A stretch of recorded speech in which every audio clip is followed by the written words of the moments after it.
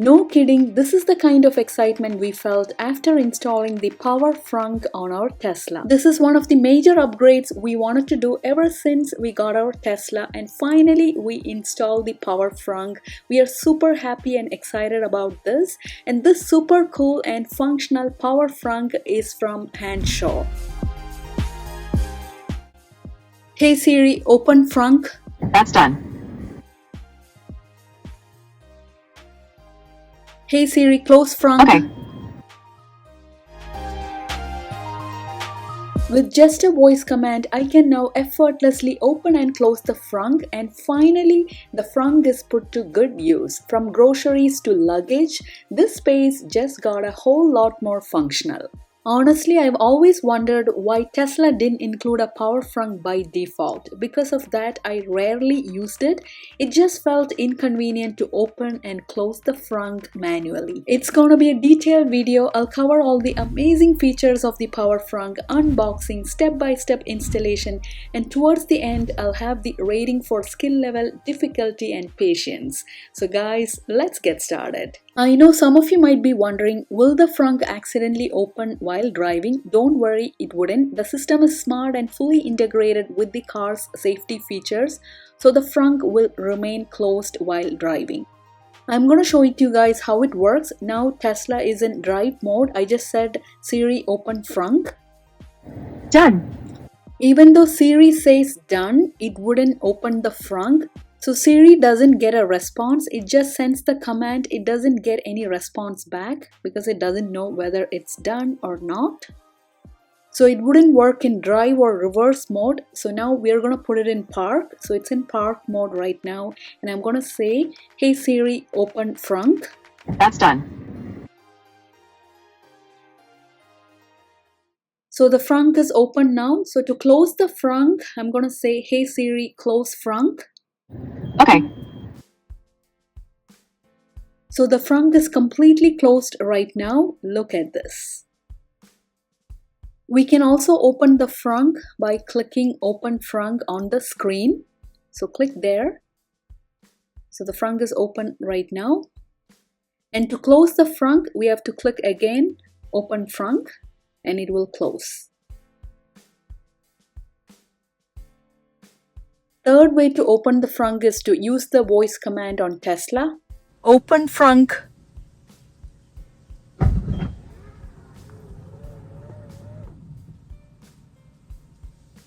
Close frunk. Close frunk voice command will not work. After opening the frunk, we have to again say open frunk. Open frunk.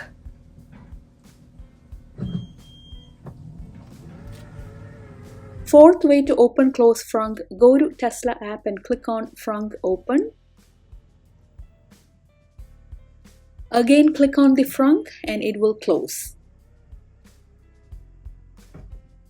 We can also close the frunk manually with the power frunk. It's gonna be a soft close, so we don't have to press the frunk anymore and make sure if it has closed completely. This is an awesome feature. We can also close the frunk manually. Click on the emergency button and it will close.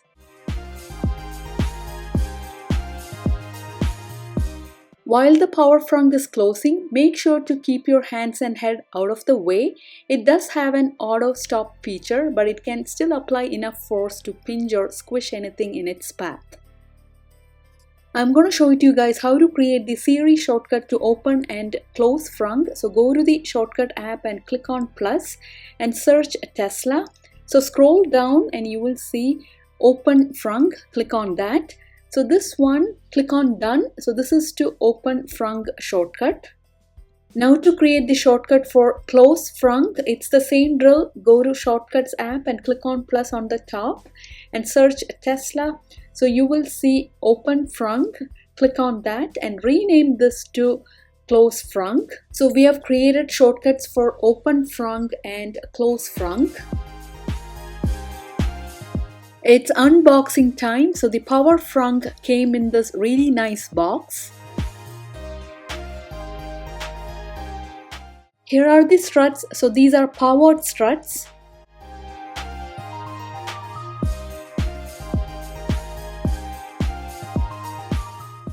Here's the cable harness. Here's the speaker. Here's the latch and motor. So this cable was included, but we did not use this. Brackets for the struts. Here is the controller. Lots of zip ties included.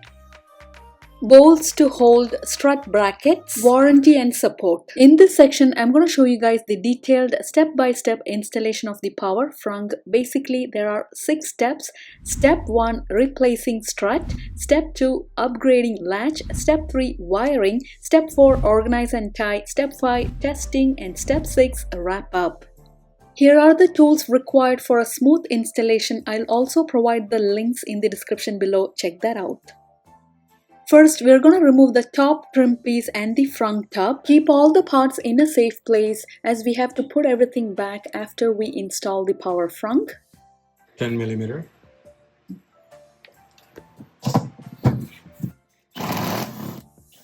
We are removing the bolts from the front top, so use a 10 millimeter socket.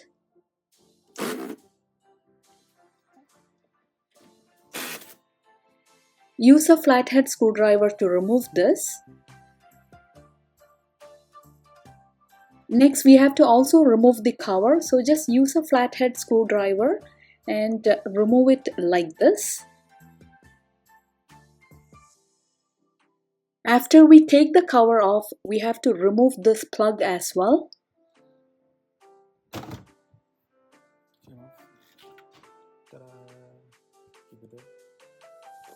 So we have removed all the parts connected to the tub. Now we can take the tub off the car.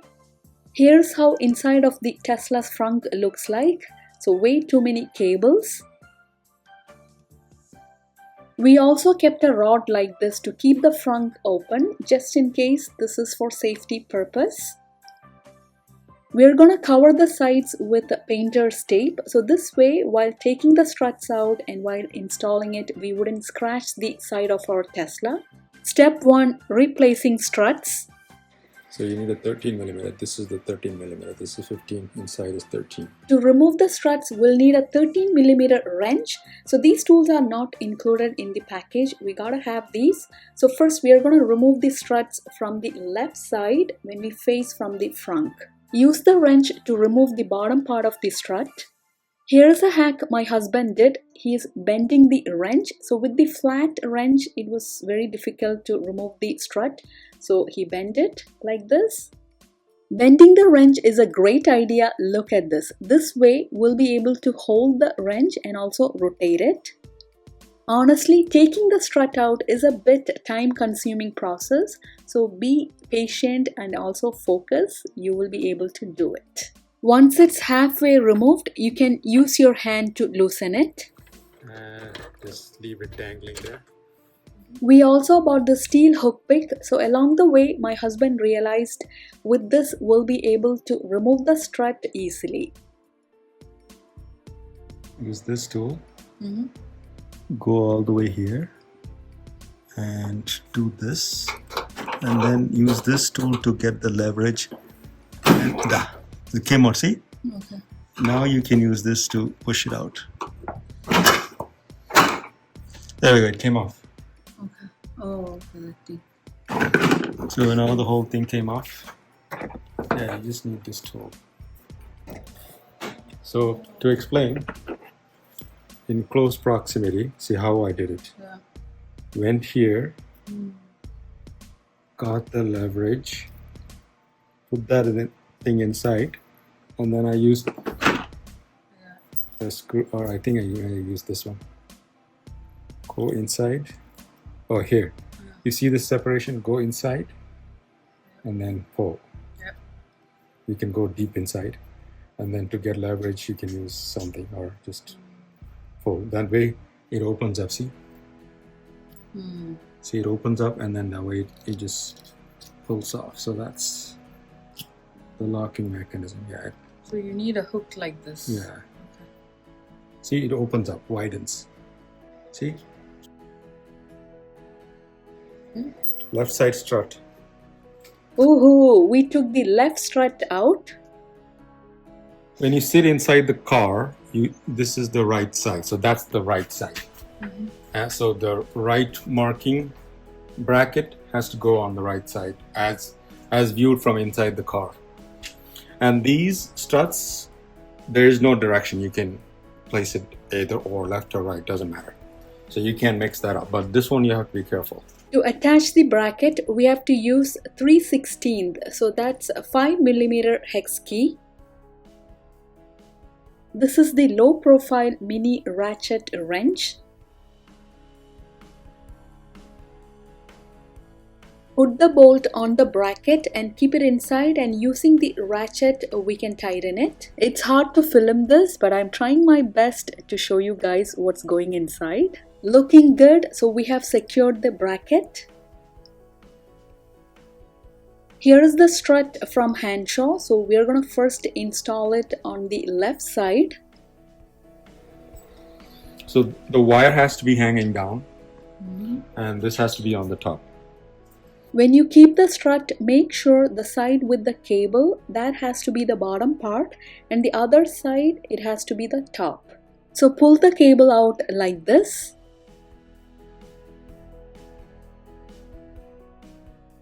Towards the end of the cable, there are two plugs. The strut, we have to push it in and make sure it gets locked.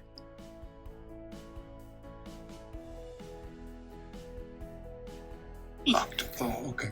So now it's locked. So now it's done. It's locked in.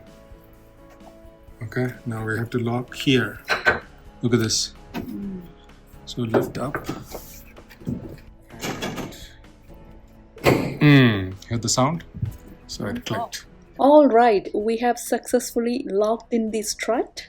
So top part and also the bottom, and now pull the cable out.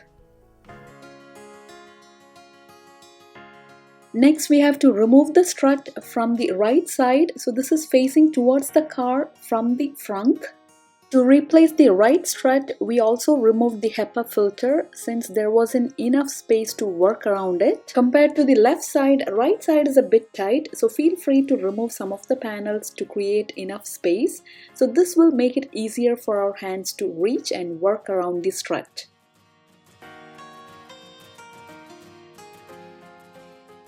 It's the same drill using 13mm wrench to remove the struts. So once it's halfway loosened, you can use your hands to loosen it completely.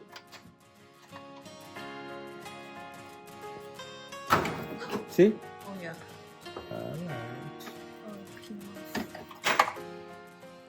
This is awesome. So the right side strut just came off. There you go. So we're going to take the right side strut out.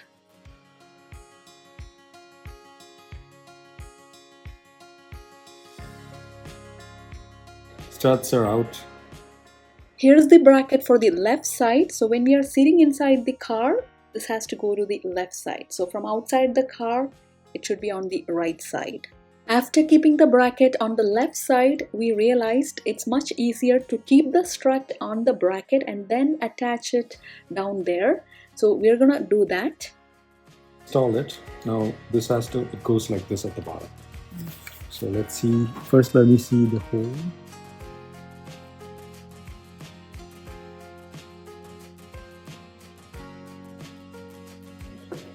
Oh, there we go. Got it. That's good. Okay. Alright guys, we kept the strut on the right side. Yay! So great work, my husband. So I'm telling you guys, taking the strut out and then installing the new one, it will take some time. So be patient and focus and get it done. So we have kept both the struts. Now we can keep the frunk open so it wouldn't fall down. We are on to step 2, upgrading latch. We have to take out the latch and then keep the latch attachment to it. So before that, we have to make a marking. Use a Sharpie and make the marking for the latch. This is an optional step, however the marking will give us a better idea where the old latch placement was. We gotta follow this electric front cover installation precautions. So Hansshows suction lock height should be lower than the original car suction lock height. The best way is to start with the same level, and if there are any problems you can lower it slightly, but don't make it too low. So 10mm socket, and we have to remove these two.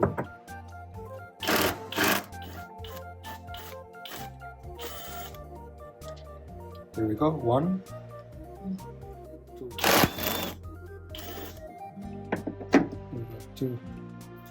This one here came off of here. Next we have to disconnect the latch. So look at this. This is now locked. So unlock it first, and then go put your finger here and pull like this. Oh, okay. Here's the latch attachment from Hansshow. So next we are going to keep this. Take this, pull this down, and then go down and around it.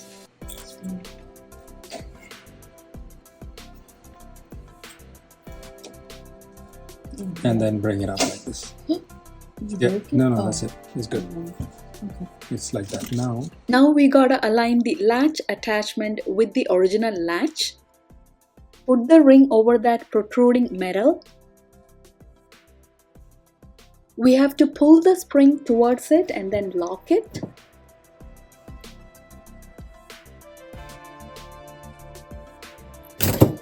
Got it. Yeah. So it goes all the way here underneath, and this thing has to be under. Good. Now we have to put the bolts back.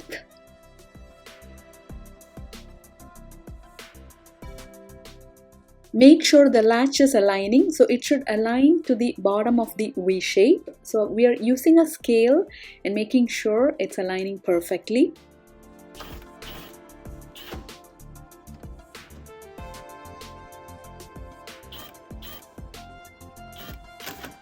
So the latch installation is done. Here's the electric motor. So this is attached to the latch, and the other end has the safety function. So here's the cable. Now we have to feed this cable. So open the tow hitch cover at the very bottom, and we're gonna feed the cable. Push the cover and it will open up. So here's how it looks like. Now we gotta feed that cable. So put it down and then bring it through the tow hitch opening. All we have to do is, using a zip tie, tie the cables together. Tie them tightly and then cut the excess zip tie. Look at this. This thing goes inside this. So if you get that alignment, you should be perfect. But you have to put this first, and then there we go. Done. We are on to step 3, wiring. Next we are going to connect the fuse. So here's how the fuse looks like. This has to be connected to the battery. The fuse has to be connected to the positive terminal. So here's the positive terminal of the battery. And first we have to loosen up the negative terminal. So this is the negative terminal. Use the 10mm socket to loosen this up. We are taking it out, but you have to take it carefully because it's power. And we're just gonna keep it aside. It doesn't touch anything. This is power, so make sure it doesn't touch anything. Not to worry, it's only 12 volts, but it's safe to do like this. Next we are going to loosen up the positive terminal. Keep the fuse over the positive terminal and then tighten it.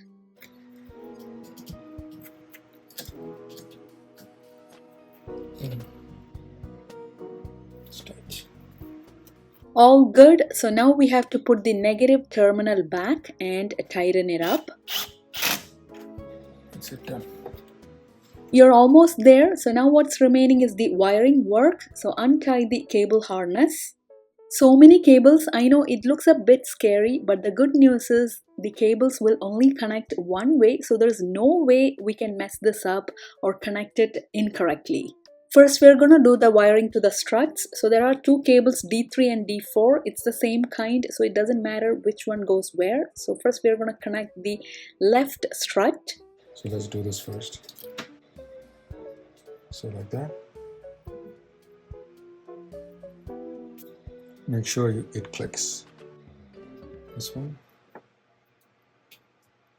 Click. And then the next one is this one. Same. Equal. Clicked. And always make sure it clicks. That's the way you know that you went in the right side. You must hear their click sound.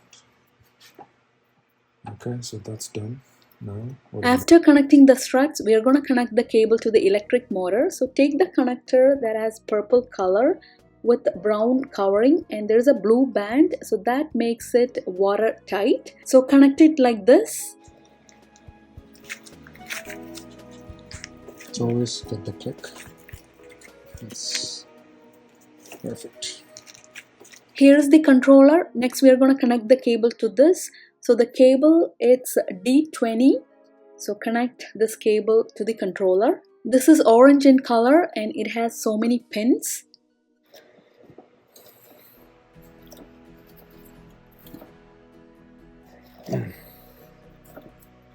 So it's fully on. Take the speaker and run your hand through this to find the small one and click that in. There we go. Next, we have to connect the GND cable. This is the ground and this one goes here. There are so many places to connect this. We are going to keep it over here. And keep the ground plug over here and tighten it.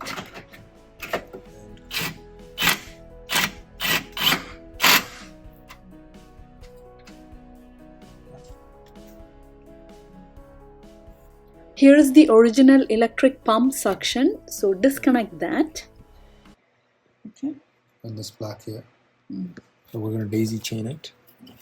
We're going to go here, click, and then we're going to do this. Okay, you have two clicks. Next, the D7 cable. This has to be connected to the latch over here.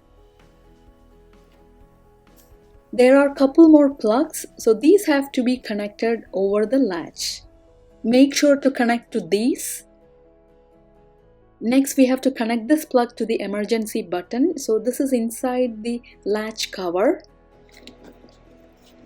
The emergency button light is on now. We are on to the final step, so it's the power connection. Take the B positive cable and connect it over here. So this is connected to the positive terminal of the battery, and this has to be only done after we connect all the other cables. The power is on. As you can see, a red light is blinking on the controller. One of the functions of the controller is to control the closing speed of the frunk, so we can set the speed on this. To set the speed, you have to click and hold this button for 10 seconds and it will beep. If you set it after 1 beep, it will have the slowest speed, and if you set it after 6 beeps, it will have the fastest speed. So we have set it to 6 beeps. This is only to control the frunk closing speed, so the opening frunk speed remains the same regardless of the setting. After the wiring is complete, we are on to step 4, organize and tie. So use the zip ties and tie up all the cables and then organize all the parts. We have to keep everything in a secure spot. For the motor, we have used 2 zip ties and tie them together, and we have kept it here, tuck it in here, so this is the perfect spot. Next, the controller, tie up all the cables and separate the speaker. This is the best spot to keep the controller. Beside the battery, there is some space, tuck it in and zip tie it to the nearest bracket. If you don't keep the controller like this, it will be very difficult to keep the HEPA filter back, and also stick the speaker onto the controller. Alright, everything is looking good. So we have organized everything and we have zip tied all the cables. It looks very tidy. Step 5 is testing. Test both the power open and close functions.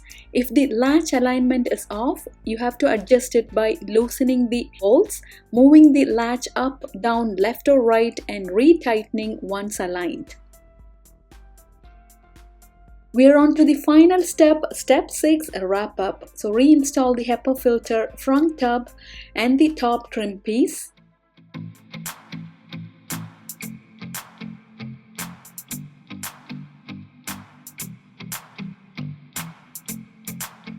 Finally, snap the emergency release cover back into place. So it's time to press the emergency button and see what happens. Woohoo! So the power frunk is working perfectly.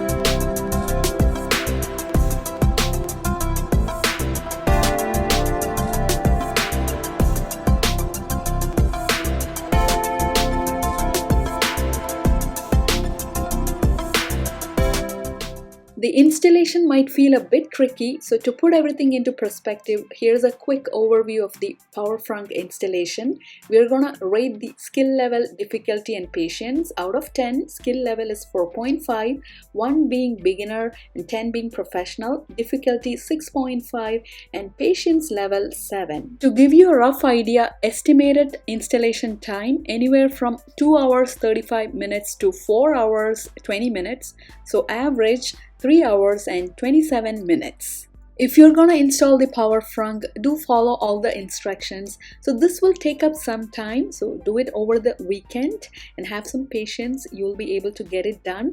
And if you have any further questions or concerns, do let us know and we will respond to that. After the successful installation, we did a happy dance.